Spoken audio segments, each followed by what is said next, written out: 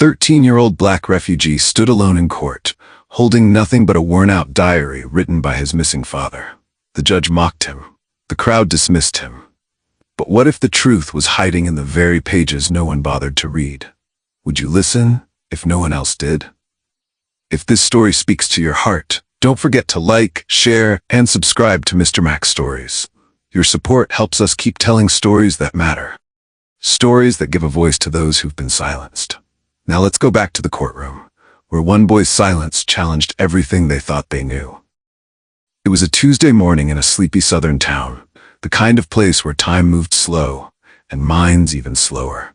Inside the county courthouse, the ceiling fans spun lazily overhead, stirring the thick, stale air that carried with it more than just heat.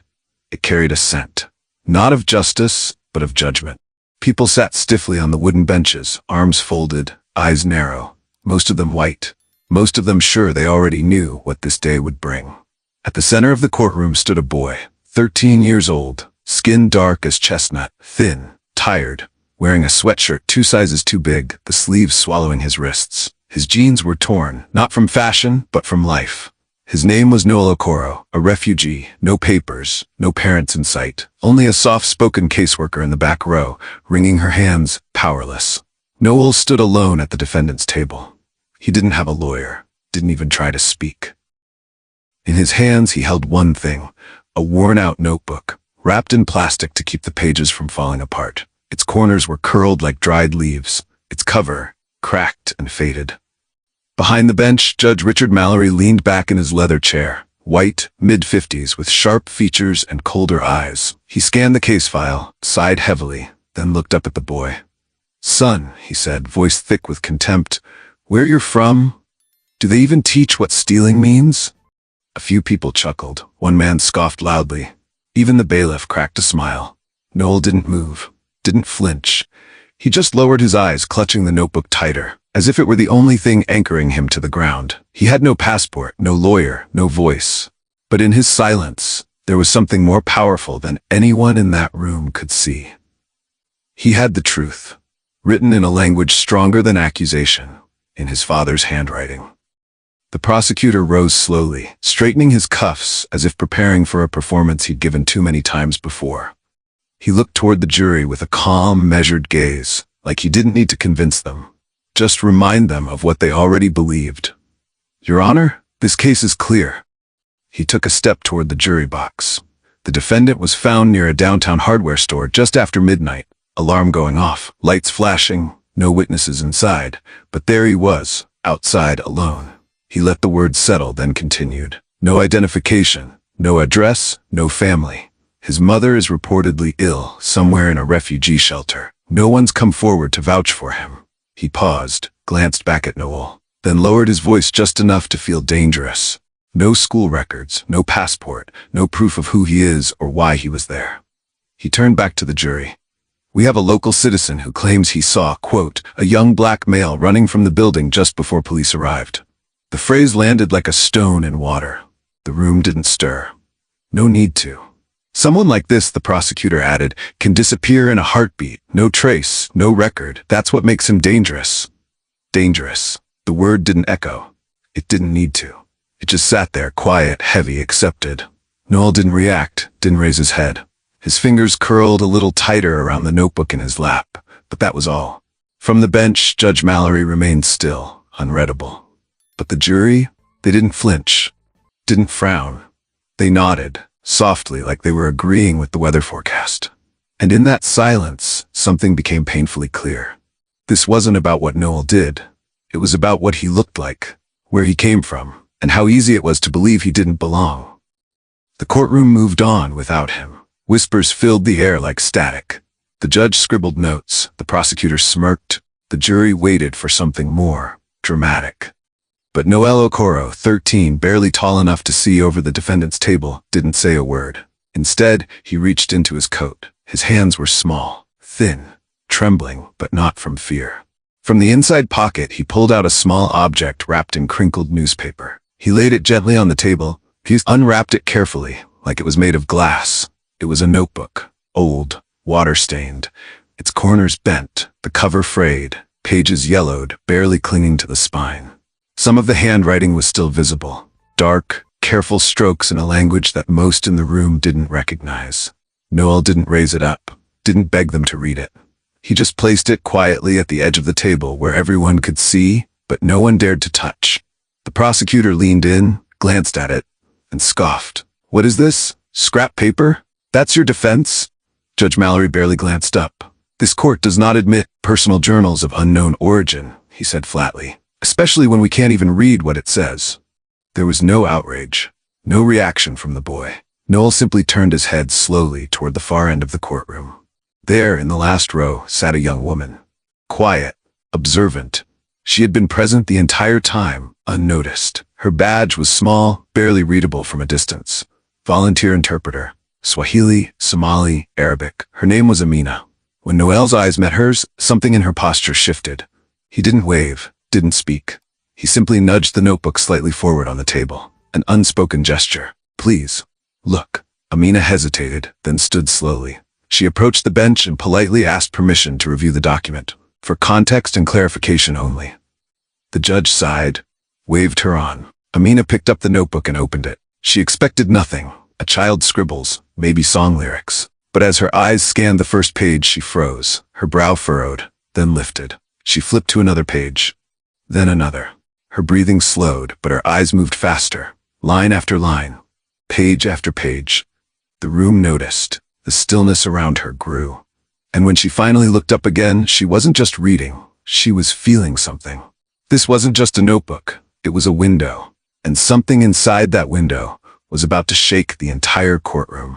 Amina's fingers paused at the edge of a torn page. Her lips parted slightly, just a breath, just enough to feel the weight of what she was holding. She glanced toward the judge, then back at Noel. The boy hadn't moved, still silent, still waiting. But now, the courtroom had changed. The prosecutor shifted uncomfortably in his chair. The jury leaned forward, just a little. Even Judge Mallory narrowed his eyes, not in interest but in irritation masked as curiosity. Amina didn't speak, not yet, because what she was reading wasn't meant to be said quickly. It was meant to be understood. There was a long pause before anyone spoke, not out of confusion, but caution. Judge Mallory tapped his pen once against the bench, then sighed. "You may read a portion, just enough for context." His tone was reluctant, not curious. Like someone allowing a child to speak, knowing he wouldn't believe a word of it anyway. Amina stepped forward. The notebook in her hands felt heavier now, not in weight, but in memory. She opened to the first legible page and began reading aloud. Her voice was calm, unsteady at first, but with each word something shifted in the room. April 9th. The border has moved again. They say we're no longer safe on this side, but moving means crossing into fire. I don't tell Mariam. She's already too tired. So is Noel.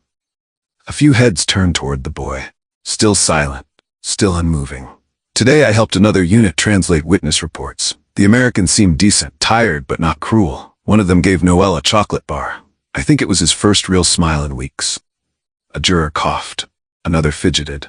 The courtroom was listening now, not to the words, but to the life behind them. Amina turned a page. Her voice grew firmer.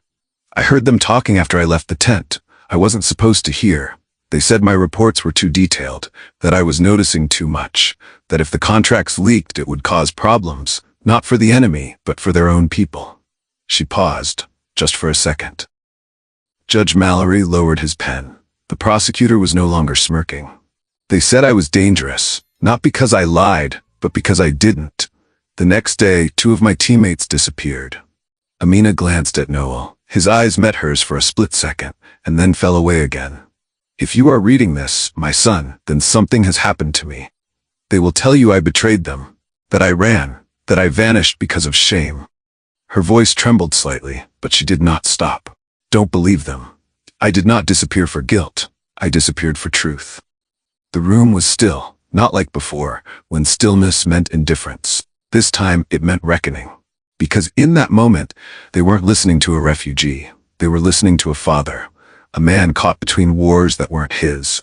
A man who had no country, but still had a conscience. And suddenly the notebook on the table wasn't just a stack of paper. It was a testimony, a warning, a goodbye. Noel didn't lift his head, didn't smile, didn't cry. but his grip on the edge of the table softened, just slightly. He wasn't trying to prove anything. He was just trying to finish a sentence his father never got to end. The courtroom wasn't buzzing anymore. It had turned quiet, uncomfortably so. The kind of silence that made people notice their own breathing. Noel finally moved. He reached into the inside flap of his jacket and pulled out a folded stack of papers. Not many. 5 pages, maybe 6. Each one was a photocopy. Some pages had handwritten notes along the edges, marked in pencil, translations, names, dates. He handed them to Amina, then sat back. Amina took the pages, skimmed the first, and froze again. "Your Honor," she said carefully, "these appear to be copied from the same notebook. Translations included." Judge Mallory gave a reluctant nod. Amina continued.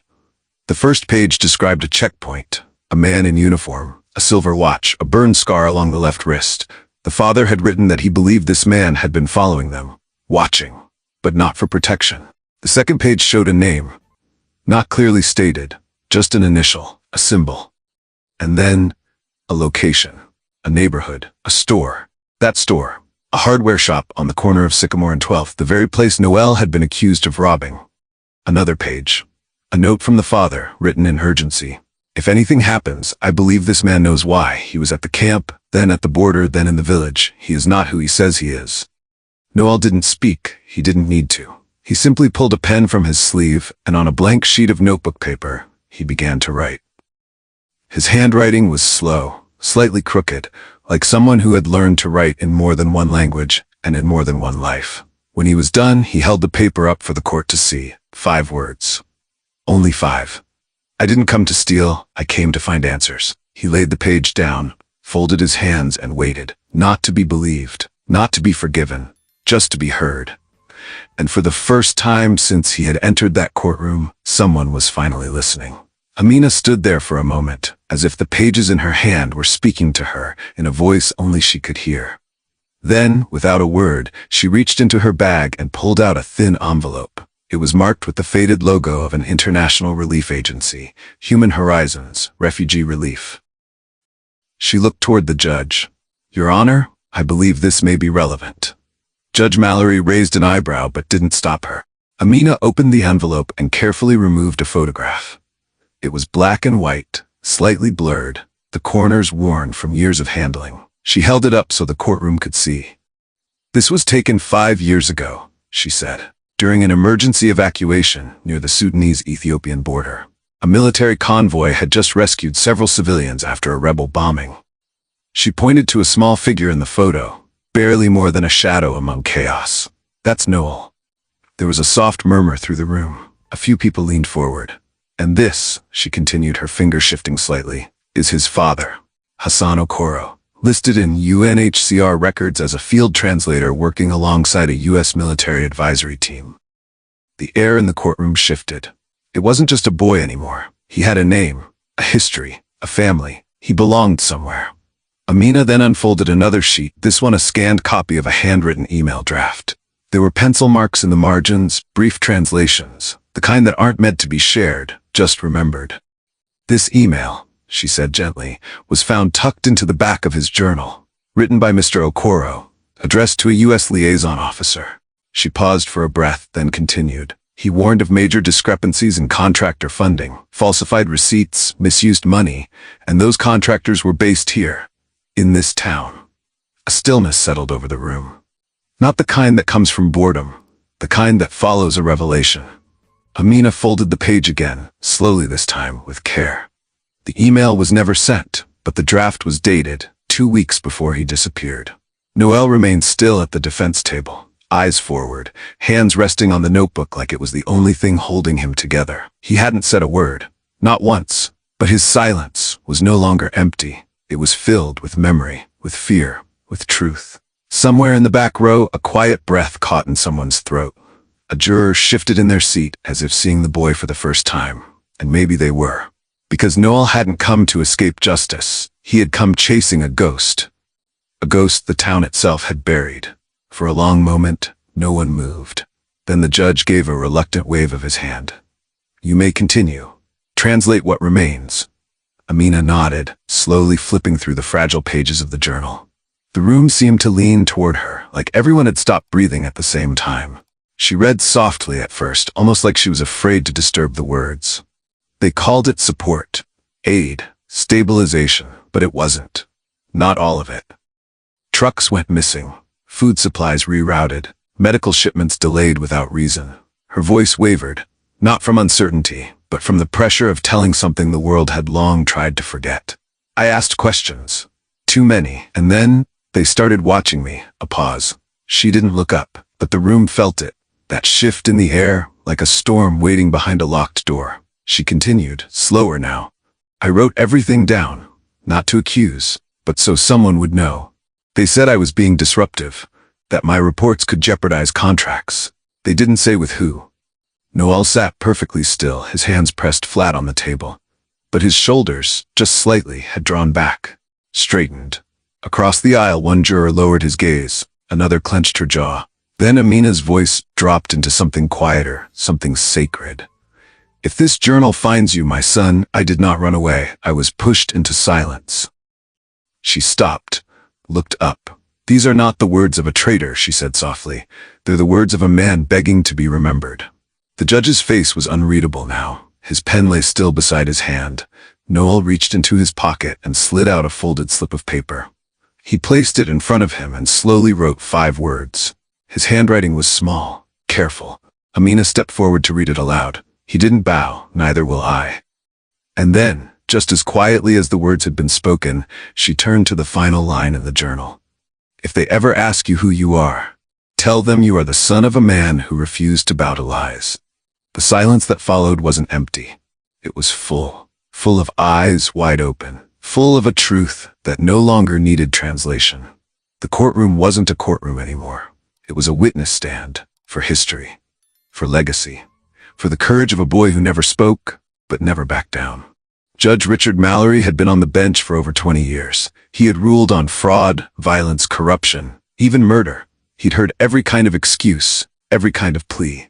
But now, sitting there in the silence Noel had carved out with nothing more than paper and memory. His fingers curled tightly around the gavel, not to strike it, to steady his hand. He looked at the boy again, but only briefly. Then down at the journal. Then at Amina, still standing, her voice finally at rest. For a long moment, he said nothing, but something about his stillness had changed. Less like stone, more like glass. Then finally, his voice low, uncertain, he spoke. Why didn't you say anything before? Noel blinked. Then he reached for the notebook again.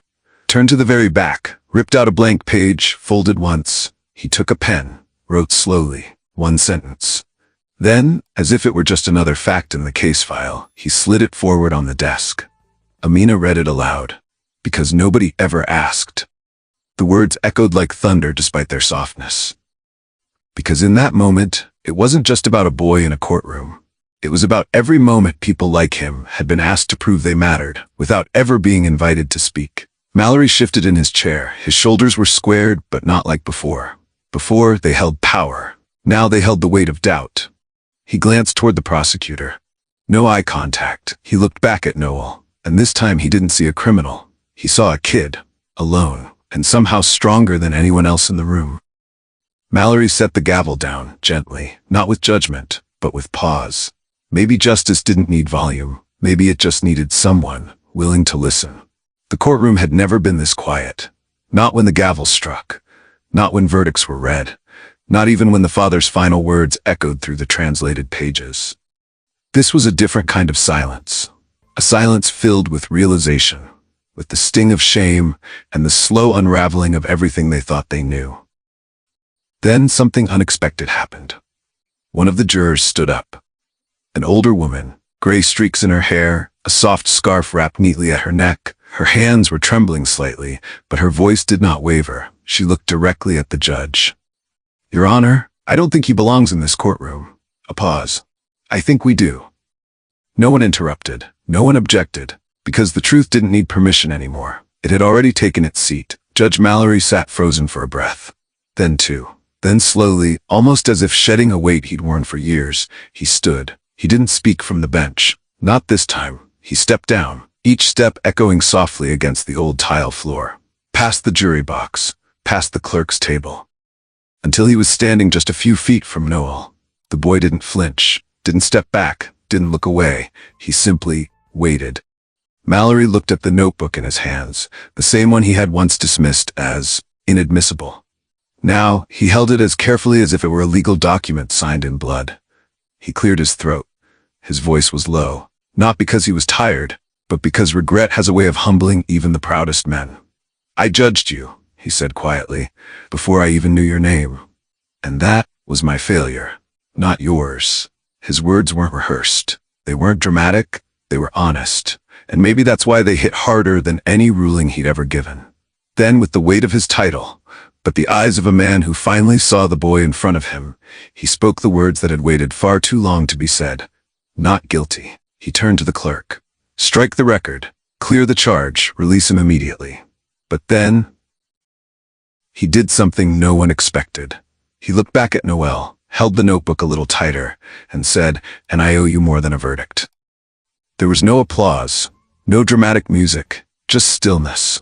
A kind of stillness that comes when truth finally finds a voice, even if that voice never said a single word. The judge had spoken, the gavel had rested, and yet no one moved. Because some moments don't need applause, they just need to breathe. Noel stood still. He didn't cry, didn't smile, didn't even blink. The courtroom had finally quieted around him, not with judgment, but with reverence. He slowly reached for the notebook, opened it carefully, the same way he had every night since the day he was told his father had disappeared. Page by page, he flipped to the very end. The last page, it was blank, except for one small line at the top, faded, scribbled in his father's shaky hand. "If you ever find this."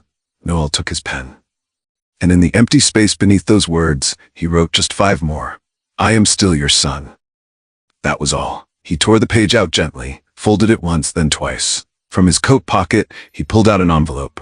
On the front, in small, careful handwriting, was a single name, Mariam Okoro, his mother. He slipped the letter inside, sealed it. No drama, no grand gesture, just a boy, finishing a conversation that had started years ago in a war-torn country and somehow ended here, in a quiet American courtroom. Noel tucked the envelope back into his pocket, straightened the sleeves of his too big sweatshirt, and then he walked. Past the table, past the jury box, past the place where his name had once been spoken like a sentence. The courtroom door creaked open. Outside, the sun had begun to rise. It wasn't loud, it wasn't golden, it was soft, pale, gentle, and it hit him just right. A small boy, still alone, but no longer invisible.